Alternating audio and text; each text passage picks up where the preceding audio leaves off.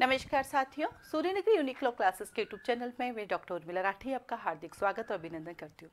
कैसे हैं आप सब लोग? ठीक है, मैं भी ठीक हूँ। हाँ, जैसे कि आप सबको पता है, थोड़ा सा हुआ है परिवार में एक बहुत बड़ी दिक्कत हुई है, लेकिन आप सबका सहयोग, ऊपर वाले का आशीर्वाद है कि जीवन चलता रहेगा, अभी भी चल ही रहा है। बस ऊपर वाले से प्रार्थना है कि पापा की आत्मा को शांति दे और हमें आशीर्वाद है कि हम अपने आगे वाले जीवन को अच्छे से कर सकें। इसी के साथ ही साथ मैं बताना चाहूँगी कि कल गुजरात का एग्ज़ाम हुआ था, गुजरात जुडिशरी का प्री एग्ज़ाम। हम हमेशा बात करते हैं कि सबसे बेस्ट है गुजरात जुडिशरी का एग्ज़ाम, सबसे बेस्ट है, कोई भी निकाल सकता है, बहुत ईजी प्रोसेस है, बढ़िया है। धीरे धीरे गुजरात जुडिशरी ने अपने पैटर्न चेंज किए हैं और चेंज करने के साथ साथ ही बहुत सारे सब्जेक्ट कर दिए।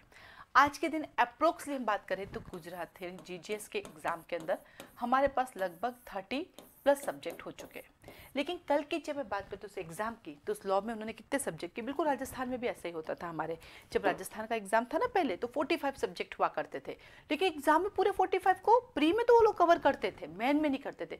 बट गुजरात ने तो प्री में भी कवर नहीं किए। गुजरात में 1 2 3 4 5 6 7 8 9 10 11 12 13 14 15 16 17 गुजरात ने टोटल 17, जिसमें लैटिन मैगजीन को मैं मिलाती हूँ, तो टोटल 17 सब्जेक्ट को कवर किया इन्होंने सिर्फ 17 सब्जेक्ट को कवर किया, जबकि लगभग 30+ है। तो कई बार हमें एवरेज करके चलना पड़ता है।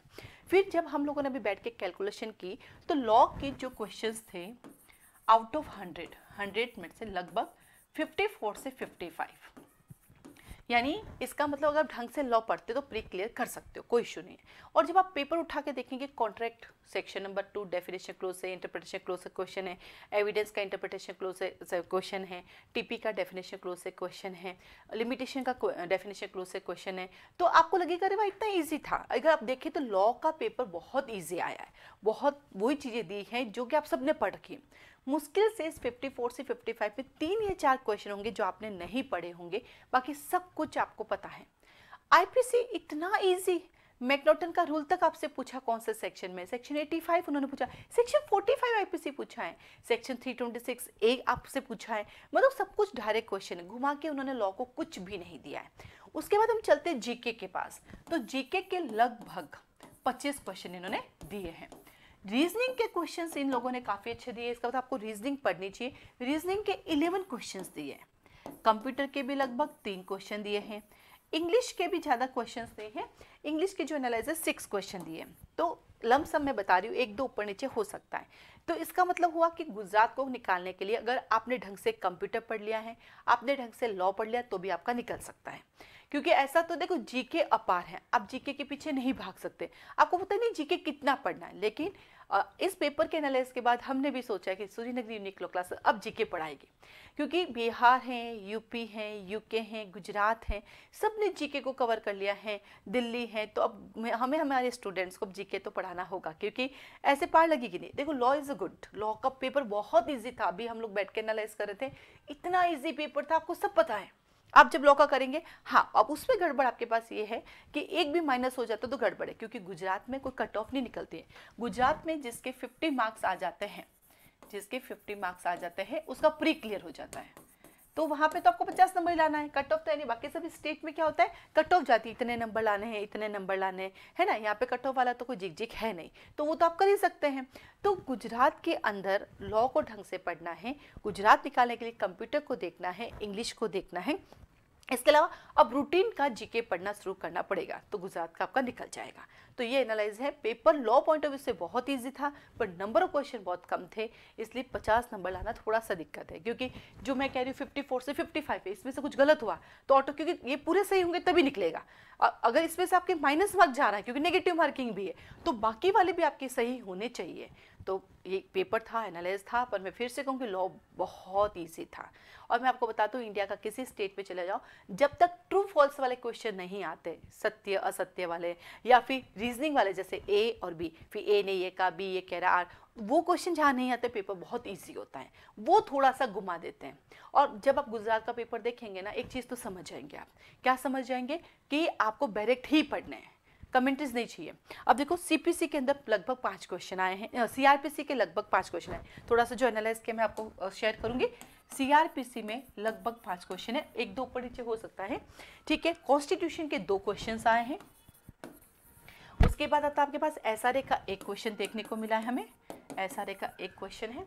फिर आता आपके पास आईपीसी, आईपीसी उन्होंने काफ़ी अच्छा दिया, 10 क्वेश्चन है, जिसके अंदर डिसऑनेस्टी भी उन्होंने 24 भी पूछा है, सेक्शन 45 भी पूछा है, सेक्शन 85 भी पूछा है, मैग्ना का रूल भी पूछा है, 326 ए, इवन 511 भी पूछा है। तो आईपीसी का पेपर तो बहुत ईजी था इनका।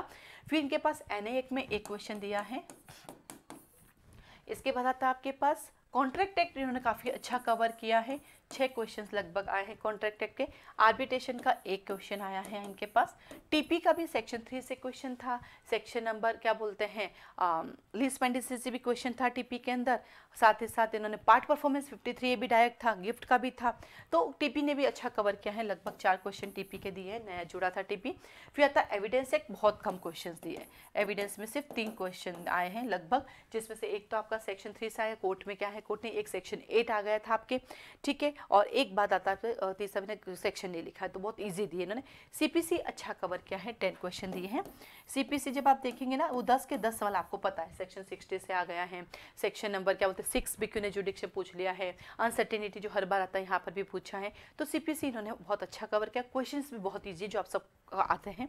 उसके बाद आता डोमेस्टिक वायलेंस से इन्होंने एक क्वेश्चन लिया है, वो भी डायरेक्ट सेक्शन बेस्ड क्वेश्चन था।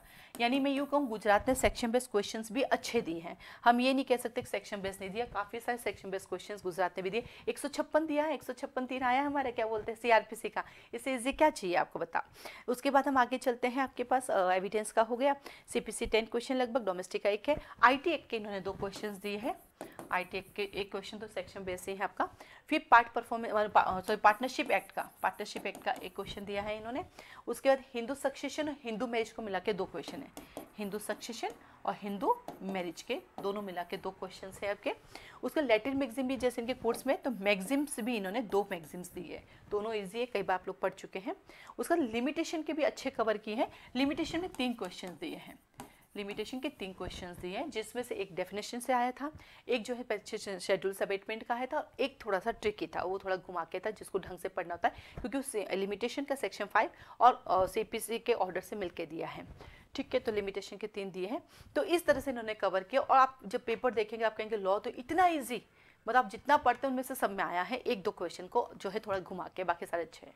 तो गुजरात जुडिशरी की वैकेंसी ईयर टू ईयर आ रही है, अभी एमपी जुडिशरी की भी ईयर टू ईयर आ रही है, राजस्थान भी वैसे कहने को ईयर टू ईयर है, पर 2 साल में एक बार दे रहा है।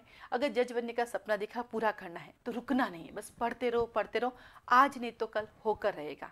अगर सपना देखा है तो पूरा करो। आपको लगता है कि नहीं मुझे कुछ और करना चाहिए, तो आप वकालत भी कर सकते हैं, आप कोर्ट जाइए, ताकि थोड़ा सा आप अपने आप को भी बिजी रखेंगे और वकालत के साथ साथ अपनी स्टडी को भी जारी रखें। आपको लगता है कि लीगल ऑफिसर बनना है, लीगल एडवाइजर बनना है, बाकायदा बनिए, क्योंकि जो फर्स्ट अटेम्प्ट वाले, सेकंड अटेम्प्ट वाले, उनको अर्निंग की मस्ट नहीं है, लेकिन जो बाकी वाले उनकी अर्निंग भी जरूरी है, तो वो लोग कोर्ट भी जाइए, जरूरत पड़े पढ़ा सकते हो तो आप पढ़ाइए, मतलब साथ में पढ़ाई के साथ कुछ करते रहिए, ताकि आपका माइंड भी नॉर्मल रहेगा और आप अच्छे से काम कर पाएंगे। तो आप सबको ऑल द बेस्ट। और पेपर एनालिसिस हर जगह से ही आता है, तो आप बढ़िया से पढ़ाई कीजिए। आज के लिए धन्यवाद।